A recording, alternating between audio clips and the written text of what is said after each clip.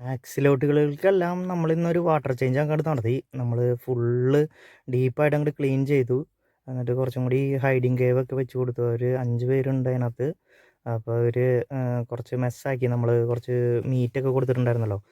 അപ്പോൾ അവർ നല്ലപോലെ തിന്ന് നല്ല വെള്ളമൊക്കെ കുറച്ച് ക്ലൗഡിയൊക്കെ ആയി. കുറച്ച് വേസ്റ്റൊക്കെ കിടന്നിട്ട് നമ്മൾ 2 ദിവസം ശ്രദ്ധിച്ചില്ല. വെള്ളമൊക്കെ ആകെ ചീത്തയായിരുന്നു. പിന്നെ ഒന്ന് നല്ലപോലെ ഒന്ന് വെള്ളം മാറ്റി ഗ്രാവലൊക്കെ ഒന്ന് കഴുകി എല്ലാം റെഡിയാക്കി ഒന്നും കൂടി ചെയ്തതാണ്.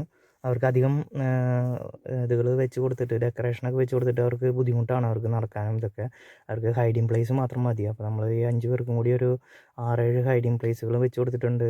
അപ്പോൾ ഇത് നമ്മുടെ ഇഷ്ടികയാണ് ചെറിയ ഹോളുള്ളത്. അപ്പോൾ എന്തായാലും അവർ നല്ല ഹെൽത്തി ആയിട്ട് ഇപ്പോൾ